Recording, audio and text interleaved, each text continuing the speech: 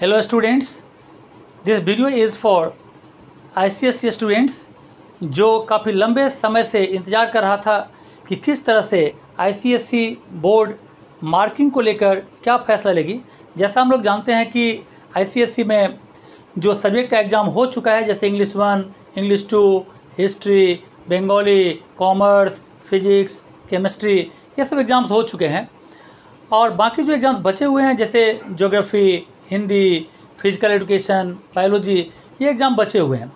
तो ICSE ने बाकी सब्जेक्ट के लिए जो फार्मूला बनाया है वो थोड़ा वैसे तो CBSE से मिलता जुलता है, लेकिन थोड़ा सा अलग है, ट्विस्ट है और ज़्यादातर कहें तो स्टूडेंट फ्रेंडली है।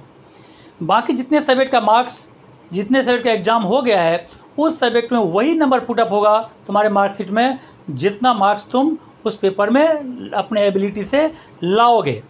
तो बच गया बाकी जो पेपर तुम्हारा बचा हुआ है, किसी का 2, किसी का 3, किसी का 4 पेपर बचा हुआ है, तो उस पेपर में मार्किंग कैसे होगा, क्या तरीका ICSE बोर्ड ने अपनाया है। वो तरीका थोड़ा सा समझने में थोड़ा सा कॉम्प्लिकेटेड है, लेकिन एक बार अगर ठीक से समझ जाए तो फिर उतना कुछ हार्ड भी नहीं है जिसको हम नहीं समझ सकते, ऐसा कुछ भी नहीं है। तो मैं यहाँ पर समझाने की कोशिश करता हूँ कि आखिर बोर्ड किस तरह से हमारे बाकी सब्जेक्ट के मार्क्स को फिल करेगा। एग्जाम्पल के तौर पर तो सबसे पहले यहाँ पर ये देखा जाएगा जो फार्मूला बोर्ड ने लिया है, जो 2 चीज़ को मेन कंसीडर किया है बोर्ड। पहला चीज़ जो मार्क्स जो बेस्ट ऑफ 3 पेपर्स है, जो तुमने 6-7 पेपर का एग्ज़ाम दिया है उसमें जो सबसे ज़्यादा मार्क्स वाला तुम्हारा 3 पेपर होगा वो मार्क्स का एवरेज। दूसरा चीज़ तुम्हारा प्रोजेक्ट मार्क्स। ये 2 चीज़ को कंसिडर किया है, यानी बोर्ड ने प्री बोर्ड के मार्क्स को पूरी तरह खारिज कर दिया है। यानी प्री बोर्ड के मार्क्स के आधार पर किसी भी तरह का मार्किंग इस बार नहीं होने जा रहा है, क्योंकि प्री बोर्ड में कई बच्चे एब्सेंट हो जाते हैं, कई बच्चे का परफॉर्मेंस उतना अच्छा नहीं रहता। तो इस चीज़ को ध्यान में रखते हुए प्री बोर्ड को पूरी तरह से खारिज कर दिया गया है। सो तुम्हारा जो बाकी सब्जेक्ट का मार्क्स है वो डिपेंड करता है 2 चीज़ों पर। तुम्हारे हुए वाले जो एग्ज़ाम हो गया है उसका जो मैक्सिमम मार्क्स वाला 3 पेपर होगा वो, और उस पेपर का यानी बाकी बचे हुए पेपर का प्रोजेक्ट मार्क्स। तो एग्जांपल के तौर पर मैं अगर कहूँ कि जो पेपर का मार्क्स है तुमको किसी में 60, 65, 70 इस तरह से, किसी में 74, 72 तुम्हें मिला हुआ है, तो तुम क्या करोगे, सबसे पहला काम क्या करना है, उन सारे पेपर्स में जो बेस्ट ऑफ 3 है, मैंने एक अपने मन से 3 पेपर यहाँ पर लिया हुआ है। जैसे अगर हम ये करें किसी व्यक्ति को इंग्लिश 1 में 70 आता है, इंग्लिश 2 में 72 आता है, जो इसको फिर इसके हिस्ट्री में 60 आता है, तो तीनों का हम एवरेज निकालेंगे बेस्ट ऑफ 3, यानी जो तुम्हारा सबसे ज़्यादा नंबर वाला 3 पेपर होगा उसका हम एवरेज निकालेंगे। तो हमने वही किया है, ये हमारा मेथोडोलॉजी ऑफ ICSE मार्किंग है, average of best of 3 papers, इसको हमने यहाँ पर A मान लिया है। तो ये 3 पेपर का एवरेज, तीनों पेपर का मार्क्स लिखकर 3 से डिवाइड किया है, तो इसको प्लस करके 3 से डिवाइड करोगे तुमको आएगा 68। तो ये जो 68 है वो तुम्हारा 80 में मार्क्स है, यानी तुमको बेस्ट ऑफ 3 का एवरेज कितना आया, 68 आउट ऑफ 80। अब इसको तुमको क्या करना है, अब दूसरा पार्ट जो होता है किसी पेपर का 20 मार्क्स का, वो होता है प्रोजेक्ट। तो प्रोजेक्ट को हमने B मान लिया है, इसको A और इसको B। तो B में प्रोजेक्ट वर्क्स है, मान लेते हैं किसी पर्टिकुलर सब्जेक्ट में तुमको प्रोजेक्ट में 18 मिला है। तो ये 18 जो मिला है वो क्या है, आउट ऑफ 20 है। तो 18 आउट ऑफ 20 तुम्हें मिला है और ये 68 आउट ऑफ 80 मिला है। तो अब जो मार्किंग बोर्ड करने जा रही है उसके लिए जो फार्मूला बोर्ड ने दिया है वो यहाँ पर तुम्हारे बेस्ट ऑफ 3 को उसने 70% वेटेज दिया है, और साथ में जो तुम्हारा प्रोजेक्ट वर्क्स है उसको 30% वेटेज दिया है। तो कैसे फार्मूला बनेगा, 70% of the average marks obtained in 3 papers best of 3 और 30% of the marks obtained in project. तो उसको कन्वर्ट कैसे करेंगे, दोनों को पहले 100 में कन्वर्ट करना है। जैसे मार्किंग इस तरह बनेगा, तो 70% चूँकि ये जो मार्क्स है 68, इसको हम ये 80 में है तो इसको 100 में कन्वर्ट कर लेंगे, तो 60/80 × 100 होगा। उसका 70% लेना है तो मतलब 0.7 से इंटू करना है। इसके साथ प्लस होगा प्रोजेक्ट मार्क्स, प्रोजेक्ट मार्क्स का 30% तो 0.3, और फिर प्रोजेक्ट मार्क्स में तुमको 80 मिला है 20 में, तो उसको 100 में कन्वर्ट करना है, 80/20 × 100। तो ये फार्मूला बन गया तुम्हारा कि 0.7 into 68/80 into 100 plus 0.3 into 18/20 into 100। इसको कैलकुलेट करने पर तुम्हारा आता है 59.5। इसको कैलकुलेट करने पर आता है 27। दोनों को प्लस करने पर आता है 86.5। तो ये जो 86.5 हुआ वो तुमको 100 में मार्किंग हुआ, क्योंकि यहाँ 70 था, यहाँ 30 था, तो ये 100 का मार्किंग है। लेकिन चूंकि तुम्हारा तो मार्किंग 80 में होना चाहिए, तो तुमको 100 में मार्क्स आया 86.5, तो इसको फिर से 80 में कन्वर्ट करना होता है। इसके लिए इसको 0.8 से इंटू करना है। तो 86.5 जो था इसको हमने क्या कर दिया, 0.8 से इसको इंटू कर दिया। तो 0.8 से इंटू करने पर यह आता है 69.2। तो ये जो मार्क्स मिला 69.2, दिस इज आउट ऑफ 80। तुमको 80 में कितना मिला, 69.2।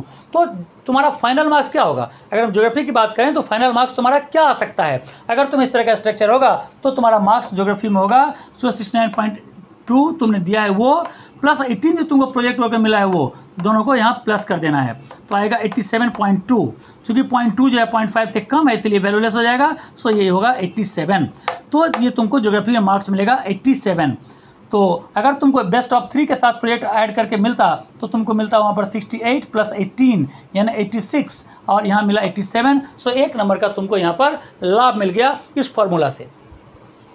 यही चीज़ इसी तरह से ज्योग्राफी के अलावा जो पेपर बचा हुआ है, जैसे बायोलॉजी हुआ या फिर तुम्हारा हिंदी बचा हुआ है वो हुआ, तो ये सभी में मार्किंग इसी फार्मूला से होगा। तो हमने क्या कहा यहाँ पर कि सबसे पहले बेस्ट ऑफ 3 निकालेंगे, बेस्ट ऑफ 3 का एवरेज, इसके बाद प्रोजेक्ट मार्क्स 20 में, फिर इस दोनों मार्क्स को 100 में कन्वर्ट करना है। इसलिए ये जो पॉइंट है यहाँ पर 68/80 इंटू 100 और 18/20 100 में कन्वर्सन है।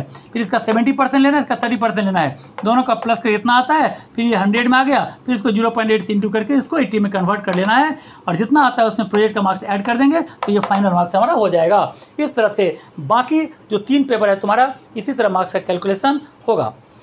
अब जो ग्रुप 3 का पेपर है, ग्रुप 3 का पेपर जैसे फिजिकल एजुकेशन है या किसी का कंप्यूटर एप्लीकेशन है, तो इस तरह का जो सब्जेक्ट लोग लेते हैं, ये किसी का इकोनॉमिक्स है, तो उसका कैलकुलेशन कैसे किया जाता है। जैसा हम लोग जानते हैं कि ग्रुप 3 के पेपर में 100 मार्क्स का रिटन होता है और 100 मार्क्स इसके प्रोजेक्ट पर होता है।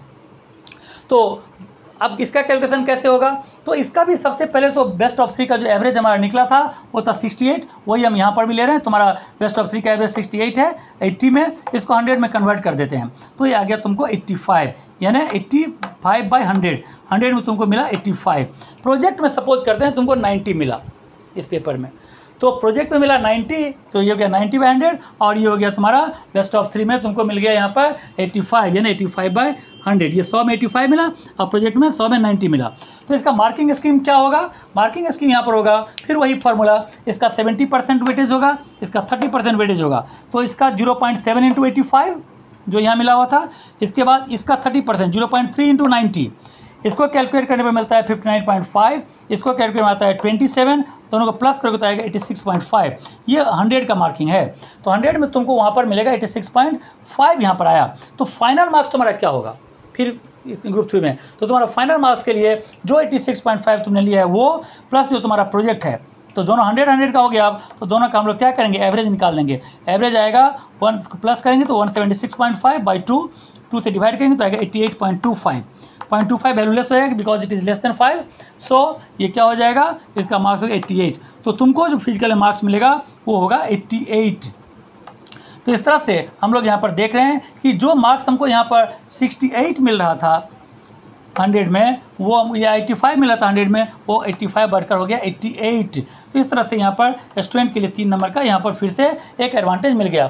तो इस फार्मूला को बनाया इसलिए गया है, यानी स्टूडेंट फ्रेंडली फार्मूला है, ये बहुत ही आसान है, स्टूडेंट के लिए जितना हद तक अच्छा हो किया गया है।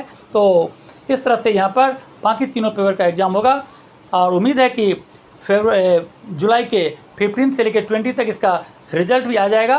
सारे सब्जेक्ट का मार्क्स तुम्हें अलग अलग इंडिविजुअली दिया जाएगा। तो हमने देखा कि बाकी जो पेपर का एग्ज़ाम हुआ वही मार्क्स मिलेगा, बाकी जिसका नहीं हुआ है इस फार्मूला पर ग्रुप बी वाले को इस तरह से और ग्रुप 3 वाले को इस तरह से, यानी यहाँ पर किया जाएगा, और इस तरह से तुम्हें पूरी तरह से तुम्हारे लाभ के लिए किया गया है। तो मुझे लग रहा है कि ये वीडियो तुम्हें पसंद आएगा, और अगर ये वीडियो अच्छा लगे तो इसे लाइक करेंगे, चैनल सब्सक्राइब न किया तो सब्सक्राइब करेंगे, और पूरी तरह से इसको अच्छी तरह समझने की कोशिश करेंगे। So best of luck to all the students of ICSE। Thank you, God bless you.